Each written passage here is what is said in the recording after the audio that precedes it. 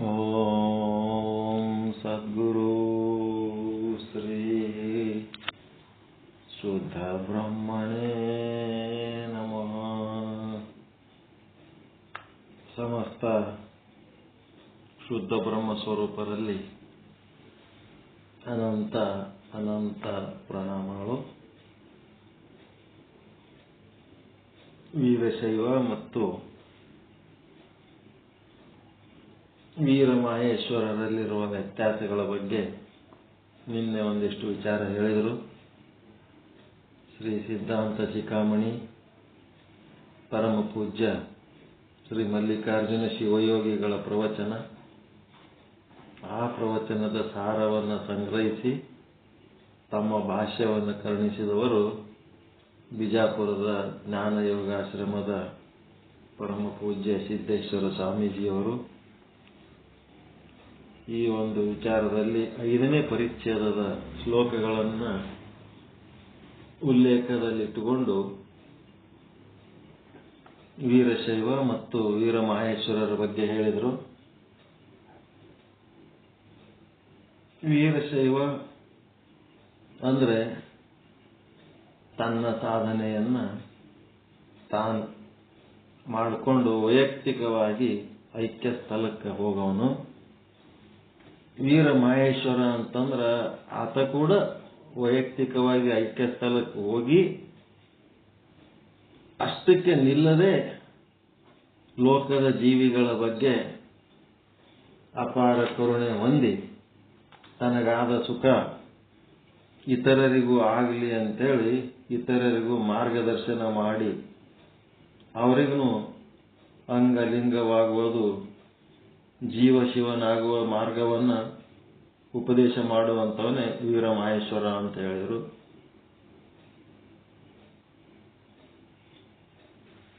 ಅದಕ್ಕೆ ಒಂದು ಪ್ರಶ್ನೆ ಬಂತು, ವೀರಮಹೇಶ್ವರ ಅಂದ್ರೆ ಯಾರು ಬೇಕಾದವ್ರು ಆಗ್ಬೋದೇನು ಅಂತ. ಈ ಸಿದ್ಧಾಂತ ಶಿಖಾಮಣಿಯೊಳಗೆ ಎಲ್ಲೋ ಒಂದು ಶ್ಲೋಕದೊಳಗೆ ಸತ್ಕುಲೋತ್ಪನ್ನ ಅಂತದ. ಸತ್ಕುಲೋತ್ಪನ್ನ ಅಂತಂದ್ರೆ ವಾದ ಮಾಡೋರು ಬಹಳ ಮಂದಿ ಅಂತಿರ್ತಾರ, ಜಾತಿಗೆ ಮತ್ತೆ ನೀತಿ ಎರಡೂ ಅದಾವ. ಒಬ್ಬರು ಸತ್ಕುಲೋತ್ಪನ್ನ ಅಂದ್ರೆ ಉಳಿದವರೆಲ್ಲ ಕೆಟ್ಟ ಕುಲ ಉತ್ಪನ್ನದವ್ರೇನು ಅಂತೇಳಿ ಹಿಂಗೆಲ್ಲ ವಾದ ಬರ್ತಾವ. ಅದಕ್ಕೆ ಜಾತಿಯ ವೀರಮಹೇಶ್ವರರು, ನೀತಿಯ ವೀರಮಹೇಶ್ವರರು ಅಂತ ಎರಡು ಭಾಗ ಮಾಡ್ಕೋಬೇಕು. ಸತ್ಕುಲೋತ್ಪನ್ನ ವೀರಮಹೇಶ್ವರರು ಒಂದು ಕಡೆ, ನೀತಿಯಿಂದ ಒಂದು ಕಡೆ. ಯಾಕಂದ್ರೆ ಇದೇ ಕುಲದವರು ಇದೇ ಮಾಡ್ಬೇಕಂತೇಳಿ ಹಂಗೇನು ಯಾವ ಧರ್ಮನೂ ಹಂಗೆ ಬರೆದಿಲ್ಲ. ಜಾತಿ ಹಿಡ್ಕೊಂಡು ಯಾರೂ ಶಾಸ್ತ್ರ ಬರೆದಿಲ್ಲ, ಯೋಗ್ಯತೆಯನ್ನ ಹಿಡ್ಕೊಂಡು ಶಾಸ್ತ್ರ ಬರೆದಾರ. ಈಗ ತನಗಾದ ಆನಂದ ಜಗತ್ತಿಗಾಗ್ಲಿ ಅಂತ ಹೇಳ್ಕೆ ಜಗತ್ತಿಗೆ ಹಂಚವ ಅವ ಜಾತಿಯವನೇ ಇರ್ಬೇಕಂತೇನಿಲ್ಲ. ನೈತಿಕ ಮಟ್ಟದಲ್ಲಿ ಶ್ರೇಷ್ಠ ಇದ್ದನಂತಂದ್ರ ಅವನು ದೀಕ್ಷೆ ಕೊಟ್ಟು ಅವನು ಇತರರಿಗೆ ಉದ್ಧಾರ ಮಾಡಕ್ಕೆ ಸಾಧ್ಯ ಆದ ಇಲ್ಲ. ಯಾರು ಬೇಕಾದ್ರು ಲಿಂಗ ಕೊಡಕ್ ಬರ್ತದೇನು, ಯಾರು ಬೇಕಾದ್ರೆ ಲಿಂಗ ಕೊಡೋದಕ್ಕೆ ನೈತಿಕ ನೀತಿ ಜಂಗಮರು ಜಾತಿ ಜಂಗಮರು ಅಂತ ಹೇಳಕ್ಕೆ ಎರಡು ರೀತಿಯಲ್ಲಿ ಬರ್ತಾರ. ಅವ್ರ ಜಾತಿಯೊಳಗೆ ಹುಟ್ಟಬೇಕೆ ಅಂತ ಇಲ್ಲ. ಈ ಜಂಗಮರಿಗಿಂತ ಒಳ್ಳೆಯ ಆಚಾರ ವಿಚಾರದಲ್ಲಿ ಶ್ರೇಷ್ಠ ಇದ್ದು ಅವರು ಕೂಡ ಇನ್ನೊಬ್ಬರಿಗೆ ದೀಕ್ಷೆ ಕೊಟ್ಟು ಇನ್ನೊಬ್ಬರಿಗೆ ಮಾಡಂತ ಕೆಲಸಗಳು ಮಾಡಬಹುದಲ್ಲ. ಬರ್ತದ ಬರಲ್ಲ? ಬರ್ತದ ಬರ್ತದ. ಮುಂಜಾನೆ ಭಿಕ್ಷಾಕ್ ಹೋಗ್ಬೇಕ್ರು. ಭಿಕ್ಷಾಕ್ ಹೋಗಿ ಭಿಕ್ಷಾ ನೀಡಿಸ್ಕೊಳ್ಳಕ್ಕಿಂದ ಎಲ್ಲ ಮಾಡ್ಬೇಕು. ಜಂಗಮ ಅಂದ್ಮೇಲೆ ಅಲ್ಲಿ ಏನ್ ಮಾಡ್ತಾರೆ ಎಲ್ಲಾನು ಮಾಡ್ಬೇಕು. ಎಲ್ಲಾನು ಮಾಡ್ಬೇಕು, ಎ ಟು ಝೆಡ್ ಅದೇನ್ ನಡೀತದೆ ಎಲ್ಲಾನು ಮಾಡ್ಬೇಕು. ಬರೇ ಯಾವ್ದಾರ ಒಂದಕ್ಕೆ ಸೀಮಿತ ಅಂತಲ್ಲ, ಎಲ್ಲಾನು ಮಾಡ್ಬೇಕು. ನೀತಿ ಜಂಗಮರು ಜಾತಿ ಜಂಗಮರು, ನೀತಿ ವೀರಮಹೇಶ್ವರರು ಜಾತಿ ವೀರಮಹೇಶ್ವರರು ಅಂತ ಎರಡು ಭಾಗ ಮಾಡಿ ಈಗ ಇಲ್ಲಿ ರಾಯಚೂರಾಗ ಮಿಟ್ಟಿ ಮಲ್ಕಾಪುರ ಅಂತ ಬರ್ತದ. ಅಲ್ಲಿ ಆಶ್ರಮ ಮಾಡ್ಯಾರ ನಿಜಾನಂದ ಶ್ರೀಗಳಂತ. ಆ ನಿಜಾನಂದ ಶ್ರೀಗಳು ಯಾರಂತಂದ್ರೆ ಸಿದ್ದೇಶ್ವರ ಸ್ವಾಮೀಜಿಯವರ ಶಿಷ್ಯ ಶಿವಪುತ್ರಪ್ಪ ಅವರು ಅದರಲ್ಲ, ಅವ್ರ ಎದುರಿಗೆ ಫಸ್ಟ್ ಲೈನ್ದಾಗ ಕೂತು ಪ್ರವಚನ ಕೇಳಿದವರು ಅದರ. ಅವ್ರು ಇಲ್ಲಿ ರಾಯಚೂರಾಗ ಅದರವ್ರು ನಿಜಾನಂದ ಸ್ವಾಮೀಜಿ ಅಂತೇಳಿ ದೊಡ್ಡ ಮಠ ಕಟ್ಟ್ಯಾರ, ದೊಡ್ಡ ಗುಡಿ ಕಟ್ಟ್ಯಾರ. ಸಿದ್ದೇಶ್ವರ ಸ್ವಾಮಿಗಳದು ದೊಡ್ಡದು ಸಭಾ ಮಂಟಪ ಕಟ್ಟ್ಯಾರ. ಅವ್ರು ಮಾಡಿದ ಕೆಲಸ ಸಾಣದಲ್ಲ, ಬಹಳ ದೊಡ್ಡ ದೊಡ್ಡ ಕೆಲಸ ಮಾಡ್ಯಾರ ರಾಯಚೂರಾಗ. ಅಷ್ಟೆಲ್ಲ ಮಾಡಿ ಸನ್ಯಾಸಿ ಅದಾರ, ಕಾವಿಧಾರಿಗಳದಾರ. ಆದ್ರೆ ಅವ್ರೇನದಾರ ನೀತಿ ಜಂಗಮರದಾರ. ಜಾತಿಲಿಂತ ಈ ಸ್ವಾಮಿಗಳು ಕುಲ್ದಾಗ ಹುಟ್ಟಿಲ್ಲ, ಅವ್ರು ಐನೂರು ಕುಲ್ದಾಗ ಹುಟ್ಟಿಲ್ಲ. ಅವ್ರ ನೀತಿ ಜಂಗಮರದಾರ. ಆದರೆ ಅವ್ರ ಹತ್ರ ಯಾವರ ಈಗ ಅಯ್ಯಾಚಾರ ಅವು ಮಾಡಿಸ್ಕೊಳಕ್ ಹೋಗ್ತಾರಲ್ಲ, ಹೋದತ್ನಾಗ ಅವ್ರ ಏನ್ ಮಾಡ್ತಾರ, ತಾವು ಲಿಂಗ ದೀಕ್ಷೆ ಕೊಡೋದು, ತಾವು ಅಯ್ಯಾಚಾರ ಮಾಡೋದು ಮಾಡಂಗಿಲ್ರಿ ಅವರು. ಈ ಹಿರೇಮಠದ ಸ್ವಾಮಿಗಳಿಗೆ ಕರೆದು ಅವ್ರ ಕಡೆಯಿಂದ ದೀಕ್ಷೆ ಕೊಡಿಸ್ತಾರ, ಅವ್ರ ಕಡೆಯಿಂದ ಅಯ್ಯಾಚಾರ ಮಾಡಿಸ್ತಾರ. ಕಾರ್ಯಕ್ರಮ ತಮ್ಮ ಮಠದಾಗೆ ಇದ್ರು ಇವ್ರಿಗೆ ಕರೆಸಿ ಅವ್ರು ಮಾಡಿಸ್ತಾರ. ಇದು ಹೆಂಗದ 2 in 1. ನಾ ಸ್ವಾಮಿ ಇದೀನಿ ಅಂತ ತಾವೇ ದೀಕ್ಷೆ ಕೊಡಂಗಿಲ್ಲ, ತಾವೇ ಅಯ್ಯಾಚಾರ ಮಾಡಂಗಿಲ್ಲ, ತಾವೇ ಲಿಂಗ ಕಟ್ಲಕ್ ಹೋಗಂಗಿಲ್ಲ. ಲಿಂಗ ಮತ್ ನಮ್ಲಿಂದ ಕಟ್ಟಿಸ್ತಾರ ಅವ್ರು. ಇದಕ್ಕೇನಂತೀರಿ?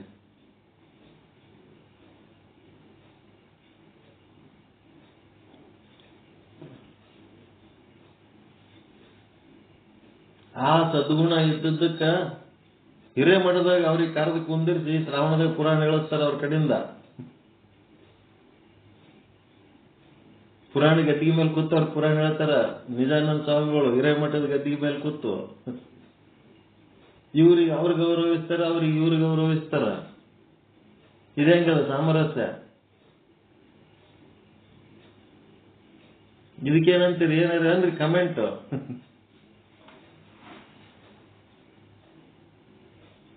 ಸರಿನಾ ತಪ್ಪ ಮಾಡ್ಲಕತ್ತಿದ್ದು? ಸರಿ ಸರ್, ಸರಿ. ಸರಿ ಇದ್ರಿ ಅದು. ದೀಕ್ಷಾ ಕೊಡುವಂತ ಹಕ್ಕು ಹಿರೇಮಠದ ಸ್ವಾಮಿಗಳಿಗೆ ಇದ್ರಿ. ಮತ್ತ ಬೇರೆ ಬೇರೆ ಸ್ವಾಮಿಗಳೆಲ್ಲ ಚಾಕ್ಲೇಟ್ ಹಂಚದಂಗ ಹಂಚ್ತಾರಲ್ಲ, ಲಿಂಗ ತಗೊಂಡು ಯಾರು ಬೇಕು ಅವ್ರಿಗೆ ಕೊಡ್ತಾರ. ಮತ್ತೆ ಚಾಕ್ಲೇಟ್ ಹಂಚದಂಗ ಹಚ್ಚಿದ್ಮೇಲೆ ಮತ್ತ ಅವ್ರ ಹಣೆಬರಿ ಏನಾಗ್ಬೇಕು ಅದೇ ಆಗ್ಯದ. ಈಗ ಎಲ್ಲಿಗೆ ಹೋಗ್ಬೇಕು, ಎಲ್ಲಿ ತಿಂತಾರ? ನಮ್ಮೂರು ಕಮದಿಗೆ ಹುಚ್ಚೇಶ್ವರ ಮಠದ ವಿರಕ್ತ ಮಠದ ಸ್ವಾಮಿಗಳು ಈ ಹಿರೇಮಠದ ಸ್ವಾಮಿಗಳು ಅದೇ ಕರೆಕ್ಟ್ ನಿಂಗೆ ದೀಕ್ಷಾ ಕೊಡ್ತಾರೆ. ಮತ್ತ ಹಿರೇಮಠದಾಗ ಹಿರೇಮಠದೊಳಗೆ ಪುರಾಣ ಗದ್ದಿಗೆ ಮೇಲೆ ಕೂಡ್ಬೇಕಾದ್ರೆ ಸ್ವಾಮಿಗಳಿಗೆ ಕುಂದಿರ್ತಾರ. ಆದ್ರ ಅವ್ರ ಸ್ವಾಮಿಗಳು ಅಲ್ಲಂದ್ರು ಸಹಿತ ಅವ್ರ ಸನ್ಯಾಸಿಗಳದಾರ ಅಂತೇಳಿ ಅವ್ರಿಗೆ ಇವ್ರು ಗೌರವಿಸ್ತಾರ. ನಮ್ ಹಿರೇಮಠದ ಸ್ವಾಮಿಗಳು ಕಿಲ್ಲೇರ್ ಮಠ ಅಂತ ಬರ್ತದೆ ಇಲ್ಲಿ. ಕಿಲ್ಲೇರ್ ಮಠದ ಸ್ವಾಮಿಗಳು ಅವ್ರಿಗೆ ಕರೆಸಿ ಪುರಾಣ ಕಟ್ಟಿ ಮೇಲೆ ಕುಂದಿರ್ಸಿ ಪುರಾಣ ಹೇಳಿಸ್ತಾರ. ಬರೀ ನಿಜಗುಣ ಶಾಸ್ತ್ರ ಹೇಳ್ತಾರ ಅವ್ರು. ಪ್ಯೂರ್ 1 ತಿಂಗಳ ನಿಜಗುಣ ಶಾಸ್ತ್ರ ಹೇಳ್ಯಾರ ಶ್ರಾವಣ ಮಾಸದಾಗ.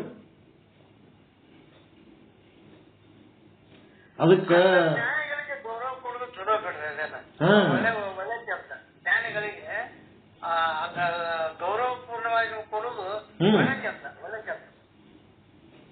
ಅದಕ್ಕ ಈ ಒಂದು ಯಾರು ಬೇಕವ್ರು ದೀಕ್ಷೆ ಕೊಡ್ಬೋದೇನು, ಯಾರಿಗೆ ವೀರ ಮಹೇಶ್ವರ ಅಂತೀರಿ ಅಂತ ಸ್ಪಷ್ಟೀಕರಣಕ್ಕ ಈಗ ಸದ್ಯ ಪ್ರಾಕ್ಟಿಕಲ್ ಆಗಿ ಸಮಾಜದಾಗ ಏನ್ ನಡೆದದ ಅದ್ರ ಬಗ್ಗೆ ಹೇಳಿದೆ ನಾನು. ಈ ಶಾಸ್ತ್ರದೊಳಗೆ ಅದು ಎಲ್ಲಿ ಮುಂದೆ ಕ್ಲಿಯರಿಟಿ ಸಿಗ್ತದ ನೋಡೋಣ. ಅದು ಎಲ್ಲಿ ಬರ್ತದ ಏನ್ ಬರ್ತದ ನೋಡ್ಬೇಕು. ಅದಾದ್ಮೇಲೆ ವೀರಶೈವ ವೀರ ಮಹೇಶ್ವರ ಸ್ಪಷ್ಟವಾಗಿ ತಿಳಿತಾ?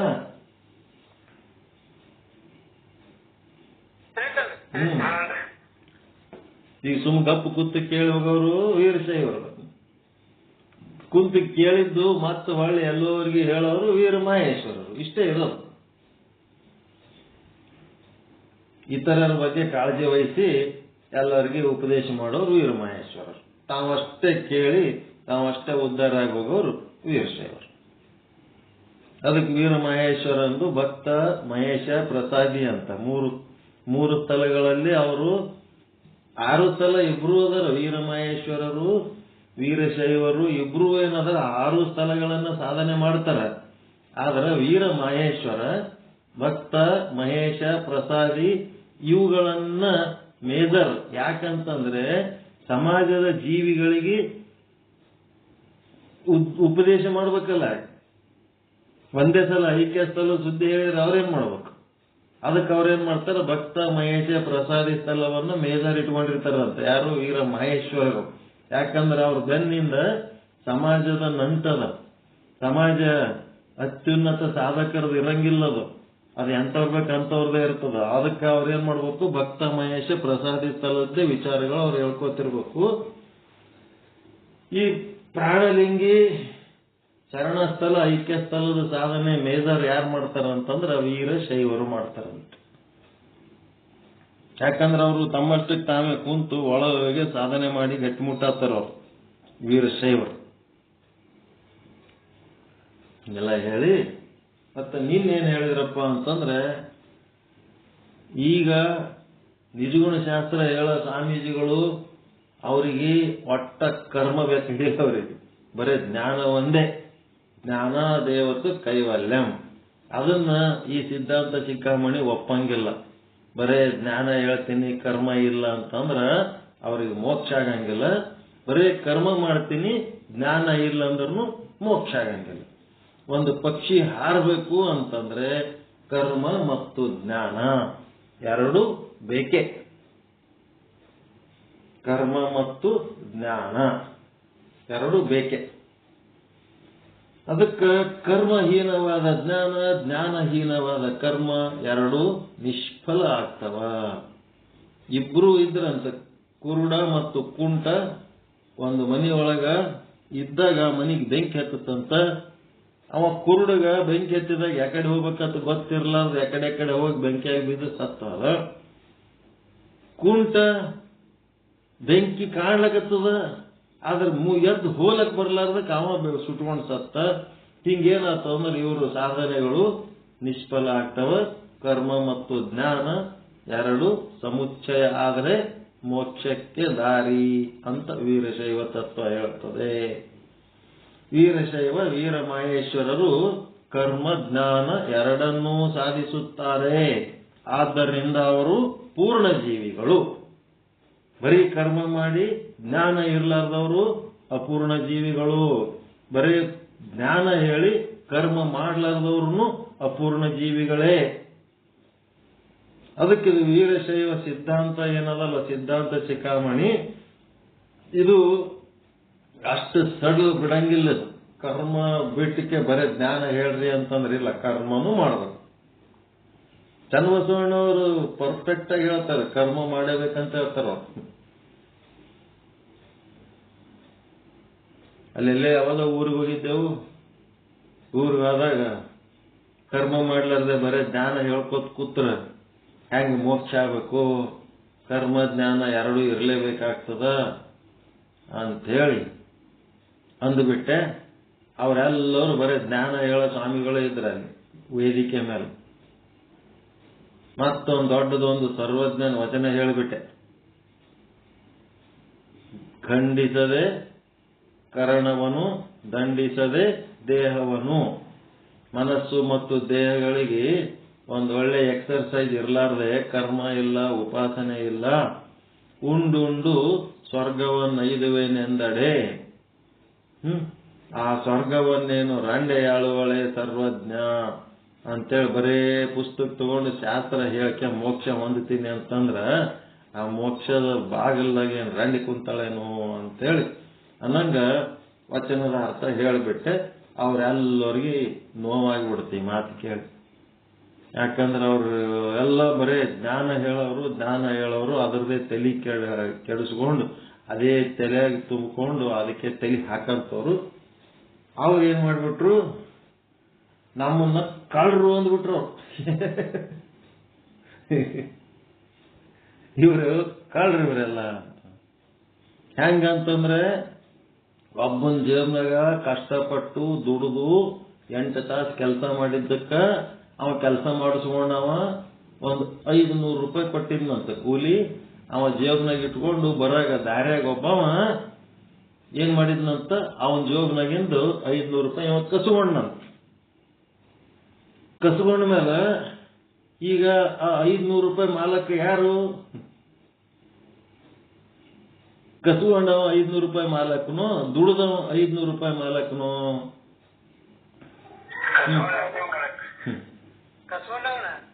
ಕಸ್ಕೊಂಡವನ್ ಬಲ್ಲಿ ಇದ್ರ ಅವ 500 ರೂಪಾಯಿ ಮಾಲಕ ಅಲ್ಲವ, ಅವ ದುಡ್ದೇ ಇಲ್ಲ, ಅವ ಕಳ್ಳವ. ಅವನ್ ಬಲ್ಲಿ ಅದ, ಆದ್ರೆ ಅವ ಕಳ್ಳ ಅನಿಸ್ಕೊತಾನ. ಯಾವ ದುಡಿದು ಅದನಲ್ಲ ಅವ ನಿಜವಾದ ಅದರ ಮಾಲೀಕ. ಹಂಗದ್ರ ಅರ್ಥ ಏನಿಲ್ಲಪ್ಪ ಅಂತಂದ್ರೆ,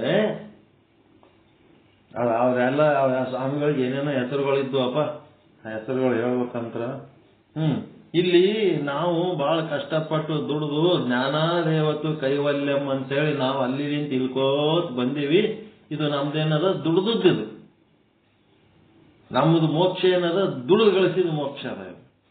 ಇವ ಯಾವನ ಕರ್ಮನೂ ಬೇಕು ಜ್ಞಾನನೂ ಬೇಕಂತ ಹೇಳ್ಕೊತ್ ಬಂದ ಇವ ಕಳ್ಳನ. ಇವ ನಮ್ಮದು ಮೋಕ್ಷ ಇವ ಕಸ್ಕೊಂಡು ಇವ ನಮ್ಮ ಮೋಕ್ಷದ ಸುದ್ದಿ ಇವ ತಾನ್ ಹೇಳ್ತಾನಂತಂದ್ರ ಇದು ಕಳ್ಳನ ಬಲ್ಲಿರೋ 500 ರೂಪಾಯಿ ನೋಟ್ ಇದ್ದಂಗ ಅದು ಅಂತ ಹೇಳಿದ್ರಪ್ಪ. ಚಲೋ ಅದ ಬಿಡಪ್ಪ ಇವ್ರದಂತ ದೃಷ್ಟಾಂತ ಕೊಟ್ಟು ಮತ್ ಮ್ಯಾಲ ಕೇಳೋದು. ಹೇಳಿದ ಅರ್ಥ ಆಯ್ತಿಲ್ಲ, ಸೂಕ್ಷ್ಮದಾಗಿ ಹೇಳಿನ ಅಷ್ಟೇ ನಾನು, ಅರ್ಥ ಆಯ್ತಿಲ್ಲ ಮುಂದೆ ಕೂತವ್ರಿಗೆ ಸೂಕ್ಷ್ಮದಾಗಿ ಹೇಳಿ ಅಂತಂದ್ರೆ. ಅದಕ್ಕೆ ಒಬ್ಬೊಬ್ರು ಒಂದೊಂದು ಏನ್ ಸಿದ್ಧಾಂತ ತಿಳ್ಕೊಂಡಿರ್ತಾರ, ಅವರಿಗೆ ಅದೇ ಶ್ರೇಷ್ಠ. ಆದ್ರ ಈ ಸಿದ್ಧಾಂತ ಶಿಖಾಮಣಿ ಅಂತ ಏನದಲ್ಲ, ಅದು ಯಾರಿಗೆ ಅಷ್ಟು ಸಡ್ಲ ಬಿಡಂಗಿಲ್ಲ. ಕರ್ಮ, ಉಪಾಸನೆ, ಜ್ಞಾನ, ಧ್ಯಾನ, ಲಿಂಗ ಪೂಜೆ ಮಾಡ್ಕೊಳ್ಳೋದ್ರಾಗ ಒಂದಿಲ್ಲ, ಎಲ್ಲ ಓದು ಅದಾವ. ಅಷ್ಟಾಂಗ ಯೋಗ ಎಲ್ಲನೂ ಅದಾವದ್ರೊಳಗ, ಎಲ್ಲನೂ ಸೇರ್ಸ್ಯಾರದ್ರಾಗ. ಅದಕ್ಕೆ ಇಲ್ಲಿ ನೀವು ಸಿದ್ಧಾಂತ ಶಿಖಾಮಣಿಯ ಒಂದು ದೃಷ್ಟಿಕೋನದಿಂದ ಯಾರು ಬರೀ ಜ್ಞಾನ ಹೇಳಿ ಕರ್ಮ ಮಾಡಂಗಿಲ್ಲ, ಅವರು ಅಪೂರ್ಣ ಜೀವಿಗಳು. ಯಾರು ಜ್ಞಾನ ಹೇಳಿ ಕರ್ಮ ಮಾಡಲ್ಲ ಅವರು ಅಪೂರ್ಣ ಜೀವಿಗಳು. ಯಾರು ಕರ್ಮ ಮಾಡಿ ಜ್ಞಾನಕ್ಕೆ ಗೊತ್ತಿಲ್ಲ ಅವರು ಅಪೂರ್ಣ ಜೀವಿಗಳು. ಯಾರು ಕರ್ಮ ಮತ್ತು ಜ್ಞಾನ ಎರಡನ್ನ ಸಾಧಿಸ್ತಾರೆ ಅವರೇ ಪೂರ್ಣ ಜೀವಿಗಳು, ಅವರೇ ಮಹಾನುಭಾವರು ಅಂತ. ಒಪ್ಕೋತೀರ ಏನ? ಬ್ಯಾಡ್ ಬಿಡ್ರಿ ಅಂತ ಬಿಡಿಸ್ಬಿಡ್ತೀರ ಸಾಕ? ಹಿಂಗಂದ್ರೆ ಹೆಂಗಿದ? ಮುಂದೋಗಮ್ಮ.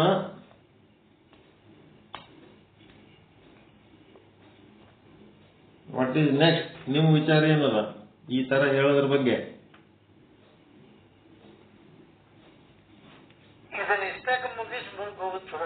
ಇದು ಇಲ್ಲಿಗೆ ನಿಂದಿರಿಸಿಬಿಟ್ಟು ಮುಂದೋಗ. ಫೈಲ್ ಸೈಡಿಗೆ ಇಡ ಚಲೋ ಇದು. ಇದನ್ನು ದೊಡ್ಡದು ಮಾಡ್ಲಕ್ ಹೋಗ್ಬಾರ್ದು. ಇದು ಉಪಯೋಗ ಇಲ್ಲ.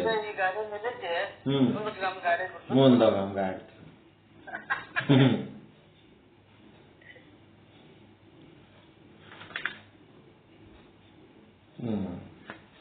ವೀರಶೈವಾಸ್ತು ಷಡ್ಭೇದಾ ಸ್ಥಳಧರ್ಮ ವಿಭೇದತಃ ಭಕ್ತಾದಿ ವ್ಯವಹಾರೇಣ ಪ್ರೋಚ್ಯಂತೆ ಶಾಸ್ತ್ರ ಪಾರಗೈ. ಶಾಸ್ತ್ರಂ ತು ವೀರಶೈವಾನಾಂ ಷಡ್ವಿಧಂ ಸ್ಥಳಭೇದತಃ ಧರ್ಮಭೇದ ಸಮಾಯೋಗ ದಧಿಕಾರಿ ವಿಭೇದತಃ. ಅದೌ ಭಕ್ತಸ್ಥಲಂ ಪ್ರೋಕ್ತಂ ತತೋ ಮಹೇಶ್ವರ ಸ್ಥಲಂ ಪ್ರಸಾದಿ ಸ್ಥಲಮನ್ಯುತ್ತು ಪ್ರಾಣಲಿಂಗಿ ಸ್ಥಲಂ ತತಃ ಶರಣಸ್ಥಲಮಾಖ್ಯಾತಂ ಷಷ್ಟಮೈಕ್ಯ ಸ್ಥಲಂ ಮತಂ. ಇದೆಲ್ಲ ಒಂದೊಂದು ಅಕ್ಷರ ಒಂದೊಂದು ಶಬ್ದದ ಅರ್ಥನೂ ಇಲ್ಲದ. ಅದೆಲ್ಲ ಹೇಳ್ಕೊತ್ ಕೂತ್ರಿ ಆತ. ಇದರ ಅರ್ಥ ಏನಂತ ಹೇಳ್ತಾರೆ ಇಲ್ಲಿ ಅಂದ್ರೆ ಭಾಷ್ಯ. ನಮ್ಮ ಸಿದ್ದೇಶ್ವರ ಸ್ವಾಮಿಗಳ ಭಾಷೆ ಓದ್ಕೊತ ಹೋದ್ರೆ ಸಾಕು, ಇದು ಎಲ್ಲನೂ ಅದ್ರಾಗ ಬಂದ್ಬಿಡ್ತದೆ. ಮೊಟ್ಟ ಮೊದಲು ಈ ವೀರ ಮಹೇಶ್ವರ ವೀರಶೈವ ಮತ್ತ ಕರ್ಮ ಉಪಾಸನೆ ಎರಡೂ ಮಾಡಬೇಕು ಅನ್ನೋದು ಎಲ್ಲಾನು ತಿಳ್ಕೊಂಡ್ಮೇಲೆ ಈಗೇನ್ ಮಾಡ್ಬೇಕಪ್ಪ ಅಂತಂದ್ರೆ ಇದು ಪ್ರಿಪರೇಷನ್ ಮುಗೀತು. ಈಗ ಫಸ್ಟ್ ಏನ್ ತಿಳ್ಕೊಬೇಕಪ್ಪ ಅಂದ್ರೆ ಮೊಟ್ಟ ಮೊದಲು ಚಿಲ್ಲಿಂಗ ಸ್ಥಳದ ವಿಚಾರ. ಚಿಲ್ಲಿಂಗ ಸ್ಥಳದ ವಿಚಾರ ಅಂತಂದ್ರೆ ಚಿತ್ತ ಪ್ರಕಾಶ ಮಹಾಪ್ರಭೆಯೊಂದು ತನ್ನಿಂದ ತಾನೇ ಗೋಚರಿಸುತ್ತಲಿತ್ತು. ಅಲ್ಲಿ ಯಾವ ವಿಕಾರಕ್ಕೂ ಆಸ್ಪದವಿರಲಿಲ್ಲ. ಏಕೆಂದರೆ ಅದು ಪ್ರಶಾಂತವಾಗಿ ಗಂಭೀರವಾಗಿ ಇತ್ತು. ಅಲ್ಲಿ ಏನೂ ಕಂಡಿರಲಿಲ್ಲ, ಏನೊಂದು ಮಿಂಚಿರಲಿಲ್ಲ. ಆಗ ಹರಡಿಕೊಂಡಿದ್ದು ಓಂಕಾರ ಮಹಾನಂದ ಒಂದೇ. ಆ ಚಿದ್ ಬ್ರಹ್ಮವೇ ವೀರಶೈವ ಶಾಸ್ತ್ರದಲ್ಲಿ ಸ್ಥಳವೆಂದು ವರ್ಣನವಾಗಿದೆ. ಆ ಸದ್ರೂಪ ಬ್ರಹ್ಮ, ನಿರ್ವಿಕಾರ ಬ್ರಹ್ಮ ಎಲ್ಲಾ ಕಡೆ ಅದ ಅಲ್ಲ, ಅದನ್ನ ಸ್ಥಳ ಅಂತಂದ್ರು. ಆ ಸ್ಥಳದ ಮೇಲೆಯೇ ವೀರಶೈವ ಶಾಸ್ತ್ರವು ಆಧಾರಿತವಾದುದರಿಂದ ಅದನ್ನು ವಿವರವಾಗಿ ಅರಿಯಬೇಕು. ಇಲ್ಲಿ ಮಾಯಿದೇವರ ಶಿವಾನುಭವ ಸೂತ್ರದಲ್ಲಿಯೇ ಕೆಲವು ಶ್ಲೋಕಗಳನ್ನು ಅವಲೋಕಿಸಬೇಕಾಗಿದ್ದೆ, ಅದು ಅವಶ್ಯಕತೆ ಆದ. ಇಲ್ಲಿ ಮೊಗ್ಗೆಯ ಮಾಯಿದೇವರ ಒಂದು ವಿಚಾರ, ಸದ್ರೂಪ ಬ್ರಹ್ಮ ಅದ್ ಹೆಂಗದ, ಎಲ್ಲಾ ಕಡೆಯಾದ. ಹೆಂಗದ, ನಿರ್ವಿಕಾರಿಯಾದ. ಹೆಂಗದ, ಅದು ತಾನು ಏನು ಆದ ಅಂತ ತನ್ನ ಅರಿವು ತನಗೆ ಉಳ್ಳದ್ದಾದ. ಮತ್ತೆ ಹೆಂಗದ, ಆನಂದವಾಗಿ ಅದ. ಮತ್ತೆ ಹೆಂಗದ, ಶಾಶ್ವತವಾಗಿ ಅದದು. ಮತ್ತೆ ಪರಿಪೂರ್ಣವಾಗಿ ಅದ, ಸರ್ವ ವ್ಯಾಪಕ ಅದ. ಈ ರೀತಿ ಇರೋಂತ ಒಂದು ವಸ್ತುವಿನ ವರ್ಣನೆ ಮೊದಲು ಮಾಡೋದು ಕಲೀರಿ. ಅದಕ್ಕೆ ಚಿಲ್ಲಿಂಗ ಅಂದ್ರೆ ಏನು, ಚಿಲ್ಲಿಂಗ ಅಂದ್ರೆ ಏನಂದ್ರೆ ಸದ್ರೂಪ, ಚಿದ್ರೂಪ, ಆನಂದ ರೂಪ, ನಿತ್ಯ ರೂಪ, ಪರಿಪೂರ್ಣ ರೂಪವಾದಂತ ಚೇತನನೇ ಚಿಲ್ಲಿಂಗ. ಆ ಚಿಲ್ಲಿಂಗದ ಬಗ್ಗೆ ಅವ್ರೇನ್ ಹೇಳ್ತಾರೆ, ಮೊಗ್ಗೆಯ ಮಾಯಿದೇವರ ಶ್ಲೋಕಗಳಲ್ಲಿ ಏಕಮೇವ ಪರಬ್ರಹ್ಮ ಸಚ್ಚಿದಾನಂದ ಲಕ್ಷಣಂ ಶಿವತತ್ವಂ ಶಿವಾಚಾರ್ಯ ಸ್ಥಳ ಮಿಥ್ಯಾಹು ರಾದರಾತ್. ಮಿಥ್ಯಾಹು ರಾದರಾತ್ ಅಂದ್ರೆ ಏಕಂ ಏವಂ ಅದ್ವಿತೀಯ ಸಚ್ಚಿದಾನಂದ ಪರಬ್ರಹ್ಮ ಪರಶಿವ ತತ್ವಕ್ಕೆಯೇ ಶ್ರೀ ಶಿವಯೋಗಿ ಶಿವಾಚಾರ್ಯರು ಸ್ಥಳ ಎಂಬ ನಾಮವನ್ನಿಟ್ಟಿದ್ದಾರೆ. ಇಲ್ಲಿ ಶಿವಾಯ ಬ್ರಹ್ಮಣೇ ನಮಃ. ಶಿವ ಸ್ಥಳ ಅಂತ ಹೇಳಿಕೆ ಶಿವಯೋಗಿ ಶಿವಾಚಾರ್ಯರು ಯಾರಿಗಂತಾರಂತಂದ್ರೆ ಸಚ್ಚಿದಾನಂದ ನಿತ್ಯ ಪರಿಪೂರ್ಣವಾದ ಚೇತನಕ್ಕೆ ಅಂತಾರೆ. ಆ ಒಂದು ಪಾರ್ವತಿಯ ರಮಣ ಗಣಪತಿಯ ಪಿತ ಆ ಶಿವನಾದ ಶಿವ ಅಲ್ಲ, ಇಲ್ಲಿ ಪೌರಾಣಿಕ ಶಿವ ಅಲ್ಲ. ಇದು ಸಚ್ಚಿದಾನಂದ ಪರಮಾತ್ಮ ಚೇತನ ಇರಲ್ಲ, ಅದಕ್ಕೆ ಇಲ್ಲಿ ಸ್ಥಳ ಅಂತಾರ, ಶಿವ ಅಂತಾರ. ಆ ಪರಮಾತ್ಮನ ವರ್ಣನೆ ಮಾಡೋದು ಮೊದಲು ಮಾಡ್ರಿ. ವೀರಶೈವದ ವರ್ಣನೆ 15 ಶ್ಲೋಕಗಳಲ್ಲಿ ಮಾಡಿದ್ರಲ್ಲ, ಇಲ್ಲಿ ಪರಮಾತ್ಮನ ವರ್ಣನೆ ಮಾಡ್ಲಕತ್ತಾರ. ಎರಡನೇದ್ದೇನು, ಸರ್ವೇಷಾಂ ತಾನ ಭೂತತ್ವಾಲಯ ಭೂತತ್ವ ತತ್ತತಃ ತತ್ವಾನಾಂ ಮಹದಾದೀನಾಂ ಸ್ಥಳಮಿತ್ಯಭಿಧೀಯತೆ. ಅಂದ್ರೆ ಆ ಪರಶಿವ ತತ್ವವು ಮಹದಾದಿ ಅನೇಕ ತತ್ವಗಳ ಸೃಷ್ಟಿ ಸ್ಥಿತಿ ಲಯಗಳಿಗೆ ಸ್ಥಾನವಾಗಿದೆ. ಅದಕ್ಕೆ ಸ್ಥಳವೆನ್ನುತ್ತಾರೆ. ಸ್ಥಳ ಅಂದ್ರೆ ನೋಡ್ರಿ, ಸದ್ರೂಪ ಬ್ರಹ್ಮನಿಗೆ ಸ್ಥಳ ಅಂದರ. ಬ್ರಹ್ಮನೊಳಗ ಏನು ವಿಶೇಷಣ ಅದಲ್ಲ, ಸದ್ರೂಪ ವಿಶೇಷಣ, ಆ ಒಂದು ಸದ್ರೂಪ ಲಕ್ಷಣ ಉಳ್ಳಂತ ಬ್ರಹ್ಮನಿಗೆ ಸ್ಥಳ ಅಂತಾರ. ಅದಕ್ಕೇನದ, ಎಲ್ಲ ಮಹದಾದಿ ತತ್ವಗಳ ಸೃಷ್ಟಿ ಸ್ಥಿತಿ ಹಾಗೂ ಲಯ 36 ತತ್ವಗಳದವಲ್ಲ, ಎಲ್ಲ ತತ್ವಗಳ ಸೃಷ್ಟಿಗೆ ಸ್ಥಿತಿಗೆ ಲಯಕ್ಕೆ ಅದೇ ಕಾರಣವಾಗಿರುವುದರಿಂದ ಅದಕ್ಕೆ ಸ್ಥಳ ಎನ್ನುತ್ತಾರೆ. ಸ್ಥಳ ಅನ್ನೋದು ಏನು ಇಲ್ಲಿ ಶಟಸ್ಥಲ ಅಂತಾರಲ್ಲ, ಅದಕ್ಕೆ ಮೊದಲ ಸ್ಥಳ ಅಂದ್ರೆ ಏನು ಅಂತ ತಿಳ್ಕೊಳ್ಳೋಂಥ ಕೆಲಸ ಮಾಡಬೇಕು.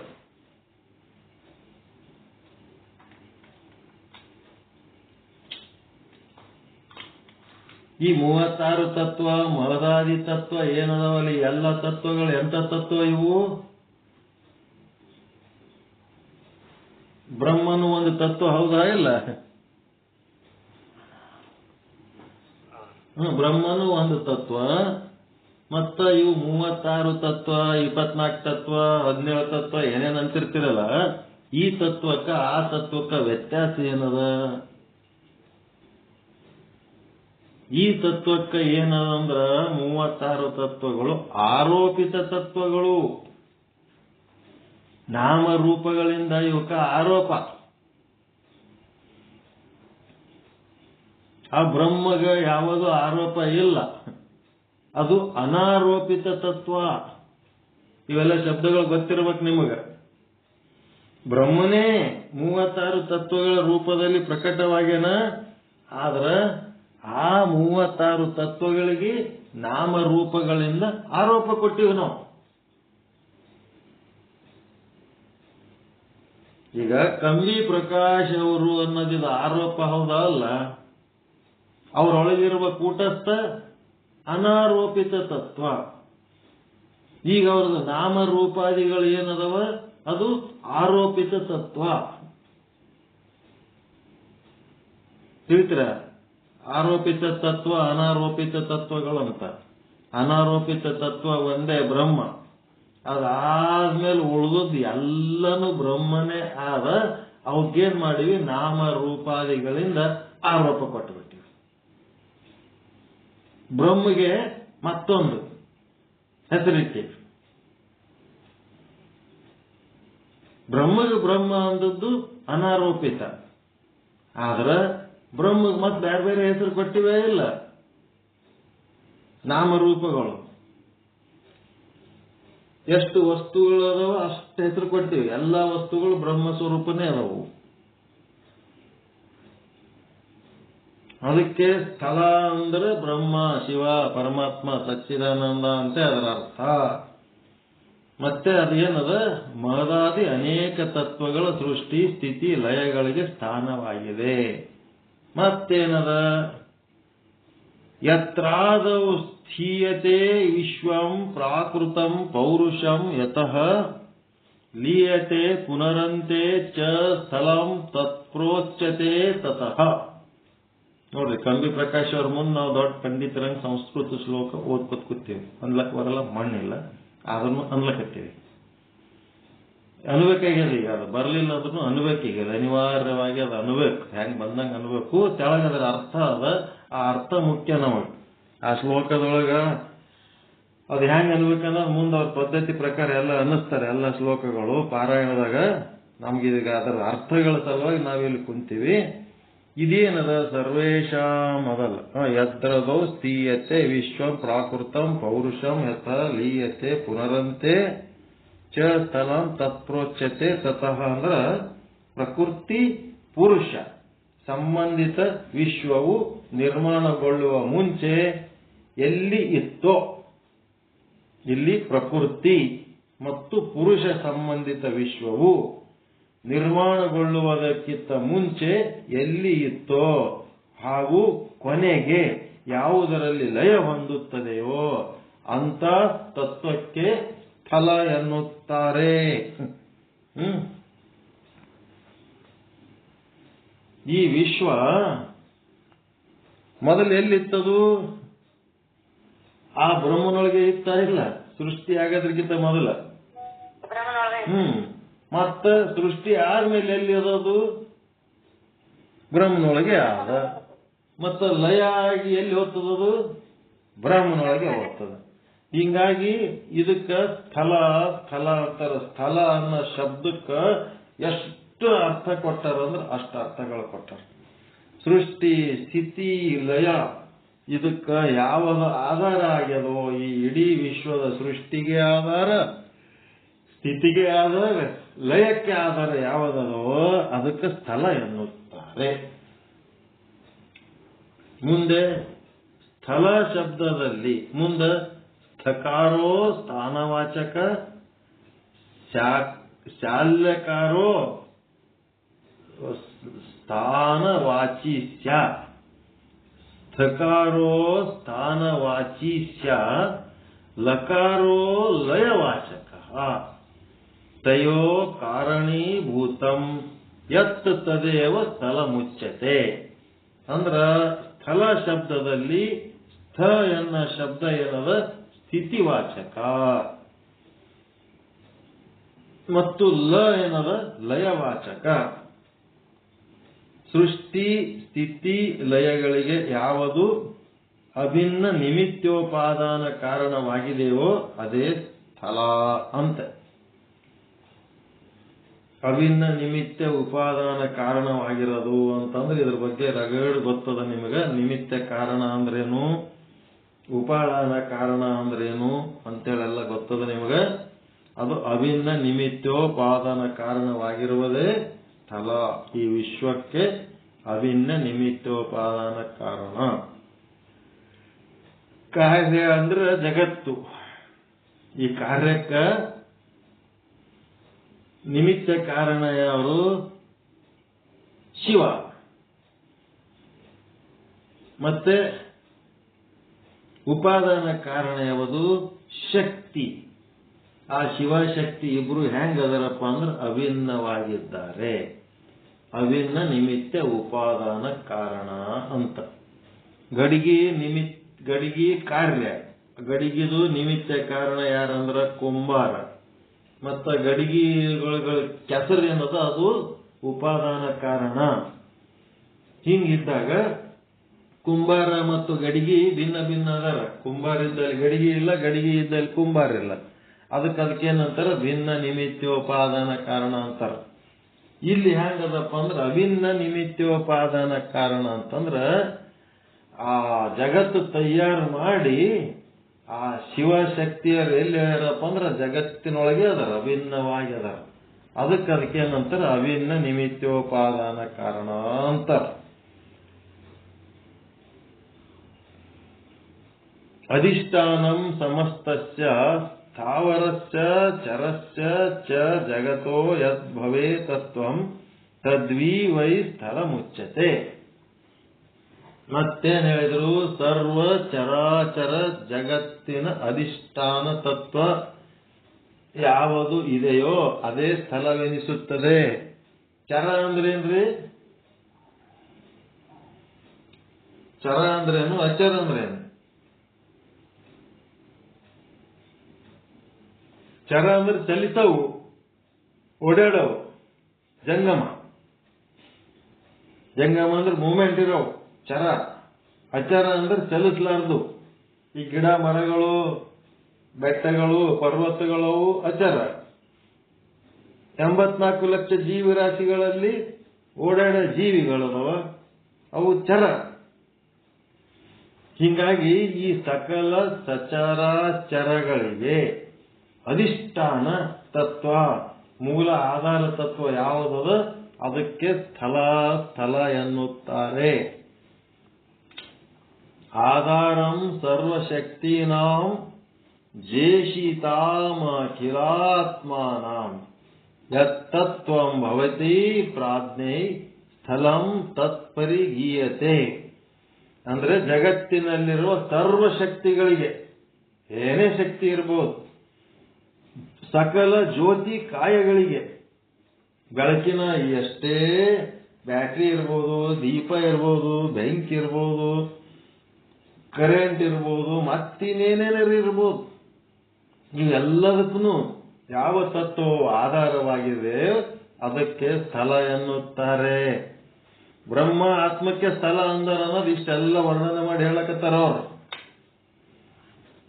ಆಲಯಂ ಸರ್ವಭೂತಾನಾಂ ಲೋಕಾನಾಂ ಸರ್ವ ಸಂಪದಃ ಯದ್ಭವೇತ್ ಪರಮಂ ಬ್ರಹ್ಮ ಸ್ಥಳಂ ತತ್ಪ್ರಾಹು ರಕ್ಷಕರಂ ಅಂತಂದ್ರೆ ಸರ್ವಭೂತಗಳ, ಸರ್ವ ಲೋಕಗಳ ಮತ್ತು ಸರ್ವ ಸಂಪದದ ಯಾವ ಸ್ಥಾನವಿದೆಯೋ ಆ ಬ್ರಹ್ಮನಿಗೆ ಅವಿನಾಶಿಯಾದ ಸ್ಥಳ ಎನ್ನುತ್ತಾರೆ. ಎಲ್ಲಾ ಭೂತಗಳು ಯಾರಲ್ಲಿ ಆಶ್ರಯ ತಗೊಂಡವ, ಎಲ್ಲಾ ಲೋಕಗಳು ಯಾರಲ್ಲಿ ಆಶ್ರಯ ತಗೊಂಡವ, ಎಲ್ಲಾ ಸಂಪದಗಳು ಪಂಚಭೂತಗಳಿರ್ಬೋದು, ಜೀವರಾಶಿಗಳಿರ್ಬೋದು, ಎಲ್ಲವೂ ಯಾವುದರ ಆಶ್ರಯದಲ್ಲಿದಾರೋ ಆ ಬ್ರಹ್ಮನ ಆಶ್ರಯದಲ್ಲಿ ಅದಾವೆಲ್ಲ. ಆ ಬ್ರಹ್ಮನಿಗೆ ಏನಂತಾರೆ? ಅವಿನಾಶಿಯಾದ ಸ್ಥಳ. ಸರ್ವಭೂತಗಳು ನಾಶ ಆಗಿವಾದ್ರೂ ಆ ಸ್ಥಳ ಹಂಗೆ ಇರ್ತದ. ಸರ್ವ ಲೋಕಗಳು ನಾಶ ಆಗಿವಾದ್ರೂ ಆ ಸ್ಥಳ ಹಂಗೆ ಇರ್ತದ. ಸರ್ವ ಸಂಪದ ಎಲ್ಲ ನಾಶ ಆಗಿವಾದ್ರೂ ಆ ಸ್ಥಳ ಹಂಗೆ ಇರ್ತದ. ಅದು ಅವಿನಾಶಿಯಾದ ಸ್ಥಳ. ಪರನಿರ್ವಾಣ ನಿಷ್ಕಾನಾಂ ಯದ್ಭವೇತ್ ಪರಮಂ ಪದಂ ತದಾಹುಸ್ತಲಮದ್ವೈತಂ ಶಿವಜ್ಞಾನೈಕ ತತ್ಪರ ಅಂತಂದ್ರೆ ಸಂಸಾರ ಉಪಶಮ ರೂಪ ಪರನಿರ್ವಾಣಕ್ಕೆ ಯಾವುದು ಪರಮ ಅಂತಿಮ ತಾಣವಾಗಿದೆಯೋ ಆ ಅದ್ವೈತ ವಸ್ತುವೇ ಸ್ಥಳವೆಂದು ಶಿವಜ್ಞಾನ ನಿಷ್ಠರು ಹೇಳಿದ್ದಾರೆ. ಸಂಸಾರ ಏನದ? ಸಂಸಾರ ಉಪಶಮ ರೂಪ ಅಂದ್ರ ಈ ಸಂಸಾರದ ತಾಪಗಳು ಎಲ್ಲ ತಣ್ಣಗಾಗಿ ಏನಾಗ್ತದ? ಉಪಶಮನವಾಗಿ ಪರನಿರ್ವಾಣ ಯಾವುದು ಮತ್ತೆ ಯಾವುದು ಪರಮ ಅಂತಿಮ ತಾಣವಾಗಿದೆಯೋ ಆ ಅದ್ವೈತ ವಸ್ತುವೇ ಸ್ಥಳವೆಂದು ಶಿವಜ್ಞಾನಿಗಳು ಹೇಳಿದ್ದಾರೆ. ಈಗ ಅಜ್ಞಾನ ಮತ್ತು ಅಜ್ಞಾನದ ಮಾಡಿದ ಕಾರ್ಯಗಳು, ಸಂಸಾರ ಜಗತ್ತು ಇವೇನದವಲ್ಲ, ಇವೆಲ್ಲ ಮಾಡೋದ್ರಿಂದ ಏನಾಯ್ತು? ತಾಪನೆ ಹೆಚ್ಚಾಯ್ತು. ಇದರಿಂದ ಏನಾರ ಸುಖ ಆಗ್ತದಂತ ತಿಳ್ಕೊಂಡು ಏನೇನೋ ಮಾಡಿದೆವು, ಹೊಳ್ಳೆವು ದುಃಖನೇ ಕೊಟ್ಟುಬಿಟ್ಟು ಆ ದುಃಖ ಎಲ್ಲ ಕಳೆಂತದ್ದು ಯಾವುದು? ಈ ಒಂದು ಅದ್ವೈತ ವಸ್ತುವಾದ ಸ್ಥಳ. ಈ ಸ್ಥಳಕ್ಕೆ ನೀವು ಬಂದ್ರಿ ಏನಾಗ್ಬಿಡ್ತದ? ಆ ಸಂಸಾರ ಎಲ್ಲ ಉಪಶಮನ ಆಗಿ ಹೋಗ್ಬಿಡ್ತದ. ಅದರ ದುಃಖ, ಭಯ, ಚಿಂತೆ ಎಲ್ಲ ಉಪಶಮನ ಆಗಿಬಿಡ್ತದೆ. ಅದಕ್ಕೆ ಈ ಸ್ಥಳಕ್ಕೆ ಇಂಗ್ಲಿಷ್ನಾಗ ಏನಂತಾರಂದ್ರೆ ಪ್ಲಾಟ್ಫಾರಮ್ ಅಂತಾರ. ಅದಕ್ಕೆ ಇಂಗ್ಲಿಷ್ನಾಗ ಪ್ಲಾಟ್ಫಾರ್ಮ್ ಅಂತಾರ. ಸ್ಪಿರಿಚುವಲ್ ಪ್ಲಾಟ್ಫಾರ್ಮ್, ಆಧ್ಯಾತ್ಮಿಕ ಒಂದು ಪ್ಲಾಟ್ಫಾರ್ಮ್ ಬಂದ್ಬಿಟ್ರಿ ಅಂತಂದ್ರ ಎಲ್ಲ ಭಯ, ದುಃಖ, ಚಿಂತೆ ನಾಶ ಆಗಿ ಹೋಗ್ಬಿಡ್ತಾವ ಅನ್ನಂತ ವಿಚಾರ ಹೇಳ್ತಾರೆ. ಅಂಥ ಪರಬ್ರಹ್ಮ ಸ್ಥಳದಲ್ಲಿ ದೇವ ಆತ್ಮಶಕ್ತಿ, ದೇವ ಅದನ, ಪರಬ್ರಹ್ಮ ಅದನ. ಪರಬ್ರಹ್ಮ ಒಬ್ಬನೇ ಇಲ್ಲ. ಈಗ ನೀವು ಅದಿರಿ ಅಂತಂದ್ರ ನಿಮ್ಮ ಒಳಗೊಂದು ಶಕ್ತಿ ಆದ ಇಲ್ಲ.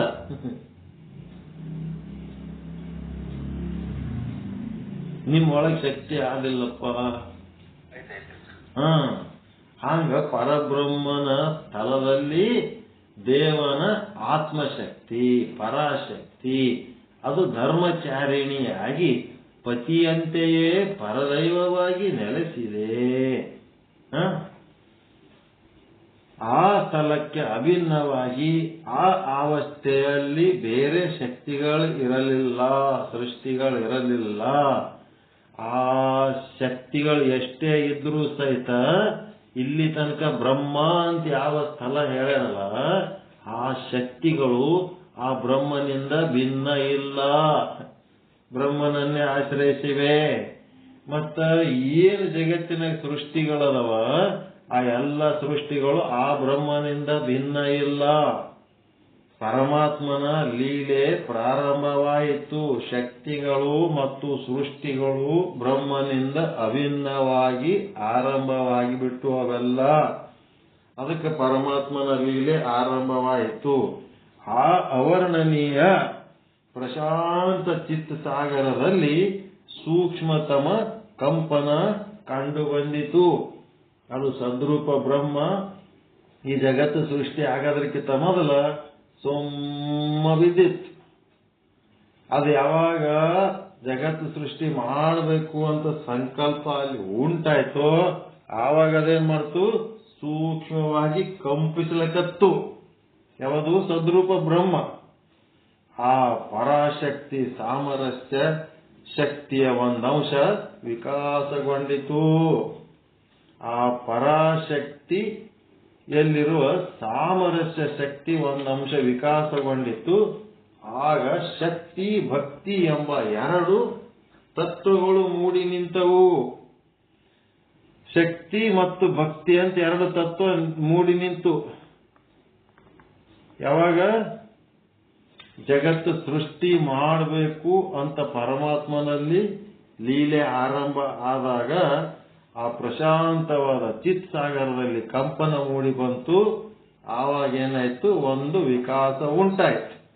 ಶಕ್ತಿ ಭಕ್ತಿ ಎಂಬ ಎರಡು ತತ್ವಗಳು ಮೂಡಿ ನಿಂತವು. ಶಕ್ತಿ ಏನದಪ್ಪ ಅಂದ್ರೆ ಅಧಿಕ ಪ್ರಭಾವತಿ, ಭಕ್ತಿ ಏನದ ಅಲ್ಪ ಪ್ರಭಾವತಿ ಅಂತೆ. ಶಕ್ತಿ ಮತ್ತು ಭಕ್ತಿ ಅಂತ ಎರಡು ಚಾಲು ಆದವು. ಇಲ್ಲಿ ಮುಂದ ಹೇಳ್ತಾರ ಏನನ್ನೋದು ಅಂಗ ಮತ್ತು ಲಿಂಗ ಹ್ಯಾಂಗ ಏನು ಅನ್ನೋದು ಮತ್ತೆ ನಾಳೆ ಹೇಳ್ತಾರ. ಇವತ್ತಿಗೆ ಆ ಚಿಲ್ಲಿಂಗ ಅಂದ್ರೇನು, ಸ್ಥಳ ಅಂದ್ರೇನು, ಬ್ರಹ್ಮ ಅಂದ್ರೇನು ಇದೆಲ್ಲ ತಿಳ್ಕೊಂಡು ಅಂತ ಬ್ರಹ್ಮನಲ್ಲಿ ಒಂದು ದೇವಾತ್ಮ ಶಕ್ತಿ ಅಂತ ಇತ್ತು. ಅದು ನಿಶ್ಚಲವಾಗಿ ನಿಸ್ತರಂಗವಾದ ಸರೋವರದಲ್ಲಿ ವಿಕಾಸವಾಗಿ ಇದ್ದದ್ದು ಏನಾಗ್ಬಿಡ್ತು, ಅದು ಯಾವಾಗ ಲೀಲೆ ಮಾಡಬೇಕು ಅಂತ ಆರಂಭ ಆಯ್ತು ಆ ತರಂಗಗಳು ಎದ್ದು ಬಿಡ್ತು. ಎದ್ದಾಗ ಅಲ್ಲೇನಾಯ್ತು, ಶಕ್ತಿ ಮತ್ತು ಭಕ್ತಿ ಅನ್ನೋ ಎರಡು ತತ್ವಗಳು ಮೂಡಿ ನಿಂತು.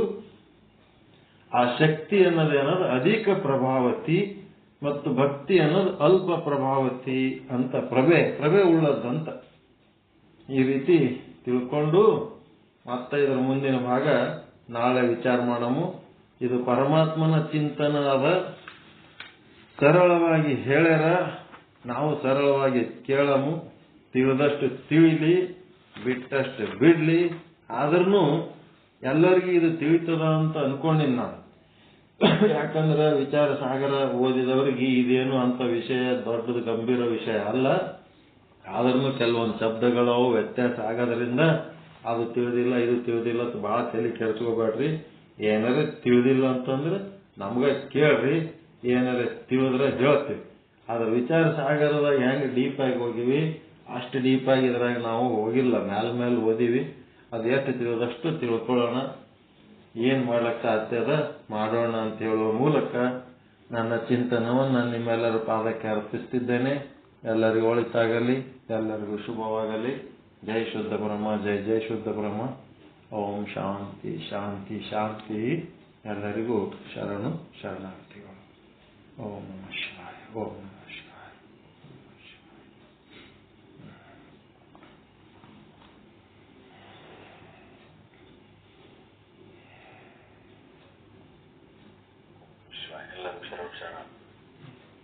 ಎಲ್ಲರಿಗೂ ನಮಸ್ಕಾರಗಳು.